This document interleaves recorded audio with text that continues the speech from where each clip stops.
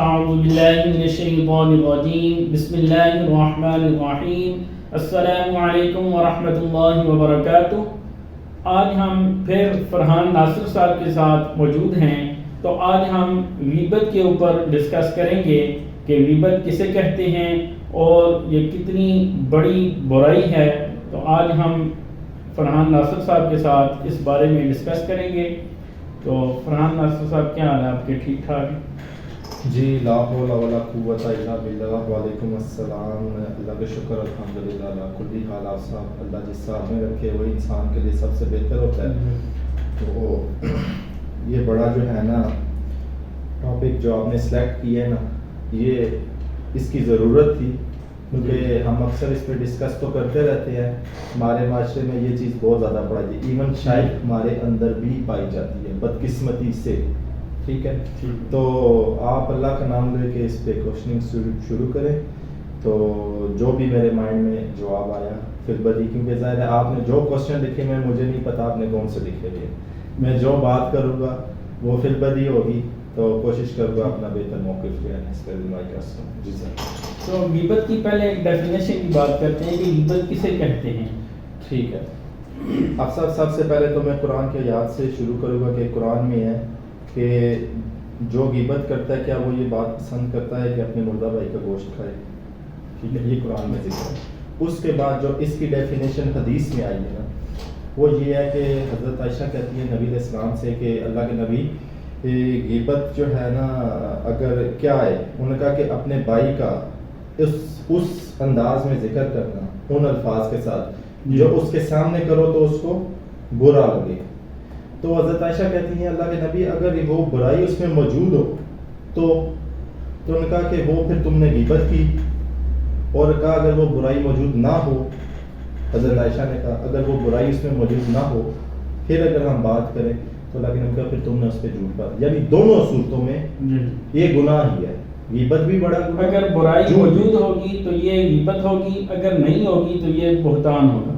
جی exactly, ٹھیک ہے۔ تم نے ایک تو یہ ہے کہ تم نے اس کے سامنے اس کا ذکر کرو تو اسے برا لگے، ٹھیک ہے۔ ایک تو یہ کہ اس میں اگر تم نے برائی موجود ہے اور تم نے اس کے سامنے اسے ہائی لائٹ نہیں کیا، تم پیٹھ پیچھے بول رہے ہو تو تم نے اس کی غیبت کی، اور اگر وہ اس میں موجود نہیں ہے تو تم نے جھوٹ بولا، ٹھیک ہو گیا۔ یہ اللہ کے نبی نے ڈیفینیشن دیا، اس سے بہتر ڈیفینیشن غیبت کی نہیں ہو سکتی۔ میرے الفاظ کچھ بھی نہیں ہے، اللہ کے نبی کی بات کیا ہے۔ تو اللہ کے نبی کی جو بات تھی وہ میں نے آپ کو بتائی ہے کہ اللہ کے نبی نے اور اللہ تعالیٰ نے قرآن حکیم میں غیبت کی کیا ڈیفینیشن رکھی ہے وہ میں نے آپ کو بتائی ہے، ٹھیک ہے۔ اب اس سے آگے آپ کوشچن۔ چغلی اور غیبت میں کیا فرق ہوتا ہے؟ چغلی تو بیسیکلی بعض اوقات، اب ایک اور پہلو میں اس میں ایڈ کر دوں، ٹھیک ہے۔ بعض اوقات ہوتا ہے کہ سپوز کسی نے اپنی بچی کا رشتہ کرنا ہے اور وہ کسی سے پوچھتا ہے کہ کیا خیال ہے اس لڑکے کے بارے میں، یہ اس کی کیا نیچر ہے یا کیا کچھ، تو وہاں پہ آپ کو اگر کوئی برائی ہے تو وہ واضح کرنی پڑے گی، ٹھیک ہے، کیونکہ مشورہ امانت ہے۔ آپ پھر یہ نہیں کہہ سکتے کہ میں غیبت کر رہا ہوں۔ یہی سوال میں آگے سے بات آپ سے کرنے والا تھا کہ ساری غیبتیں تو گناہ نہیں ہوتی، کچھ غیبتیں جائز بھی ہوتی ہیں، تو میں آپ سے یہی سوال کرنے والا تھا۔ یہ کیٹیگری میں آ جائے گا، ٹھیک ہے، یہ اسی کیٹیگری میں آ جائے گا کہ اگر کوئی بچی کا رشتہ کہیں پہ کرنا ہے اور اگر کوئی کسی تھرڈ پارٹی سے جو نیک بھی ہو، ایسا نہ ہونا کہ اس کا اس سے جھگڑا ہو، اس نے تو کوئی اچھی بات آپ کے منہ سے نہیں نکالنی، ٹھیک ہے، اور وہ اگر اچھا آدمی بھی ہے تو اسے برا بنا دیا جائے گا، ٹھیک ہے۔ سب سے پہلے تو یہ دیکھنا ہے کہ جس سے آپ پوچھ رہے ہیں، مشورہ کریں، وہ بھی کوئی ویلڈ پرسن ہے کہ نہیں ہے، ٹھیک ہے۔ اس کے بعد جو بندہ ہے وہ ٹرولی اس بات کو بتائے کہ ہاں وہ اچھا آدمی ہے، بچی کا رشتہ آپ سوچ رہے ہیں تو اچھا آدمی ہے۔ اگر وہ برا آدمی ہے تو بتائیں کہ سر اس میں یہ برائی ہے، باقی فیصلہ آپ نے خود کرنا ہے۔ اگر آپ اس وقت اس بات کو چھپا دیں تو اس بیچارے کی ساری زندگی خراب ہو ظاہر ہے اس بچی کی زندگی کا سوال ہے نا۔ جی کل کو اگر اس بچی کا مسئلہ بن جاتا ہے تو آپ بولو یہ غیبت تھی اس لیے میں نے نہیں کی، اور اس بچی کی تو زندگی تو جہنم میں خراب ہو جائے گی، بالکل یہ چیز ہے، ٹھیک ہے۔ تو اس میں یہ چیز ہے کہ سب چیزیں نہیں ایڈ ہو جاتی، ہاں یہ ہے کہ آپ کسی کا برائی سے ذکر نہ کرو اس کی غیر موجودگی میں، ہاں اچھائی کے ساتھ سب کا ذکر کرو، کیونکہ نبی علیہ السلام کی حدیث ہے کہ کہ جب تم اپنے بھائی کی غیر موجودگی میں اس کے لیے دعا کرتے ہو نا تو فرشتے کہتے ہیں کہ تمہارے لیے بھی ایسا ہی ہو. غیبت کے کفارہ بھی ہے اس کا یہ؟ کس حوالے سے؟ اگر کوئی آدمی کسی غیبت کا کفارہ سر یہ ہے کہ کیونکہ یہ کبیرہ گناہوں میں سے یہ تو توبہ سے ہی معاف ہوگا. ٹھیک ہے. نبی علیہ السلام کی حدیث ہے کہ ایک رمضان سے دوسرے رمضان، ایک جمعے سے دوسرے جمعے، ایک نماز سے دوسری نماز، جتنے بھی صغیرہ گناہ ہیں نا وہ معاف ہو جاتے ہیں. لیکن بدقسمتی سے جو گناہ ہم کرتے ہیں نا جو معاشرے میں ہیں وہ کبیرہ ہی ہیں. مثلا ماں باپ کی نافرمانی، سب سے بڑھ کے تو شرک ہے ناقابل معافی. ماں باپ کی نافرمانی، غیبت، جھوٹ، بے حیائی، یہ سب کبیرہ گناہ میں، اور کبیرہ گناہ توبہ سے معاف ہوں گے. یہ غیبت جو آپ پوچھ رہے ہیں نا اس کا کفارہ یہ توبہ ہی ہے جی. اور توبہ یہ ہے کہ دوبارہ وہ ایکٹ نہ ریپیٹ ہو انٹینشنلی.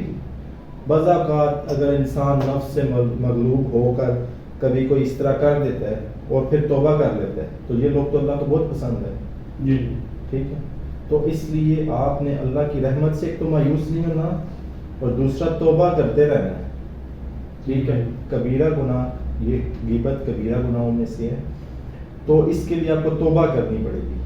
توبہ ہی اس کا کفارہ ہے.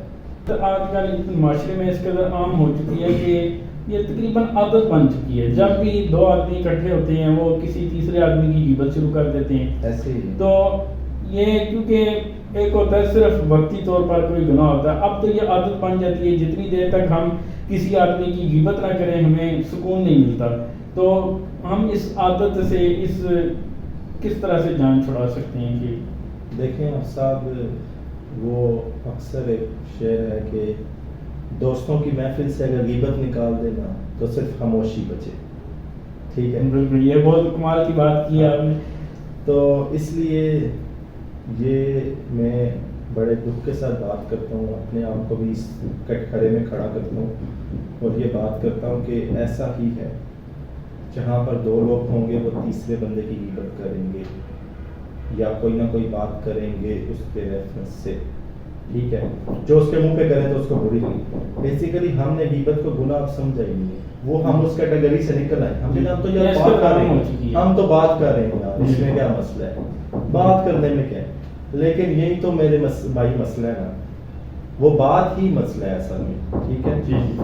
اور بات یہ ہے کہ اکثریت ہم اپنے گھروں میں دیکھ لیں، ہم اپنے دوستوں میں دیکھ لیں، کہیں پر بھی دیکھ لیں، ایسا پاسبل ہی نہیں ہے کہ وہاں پہ غیبت نہ ہو کسی کی.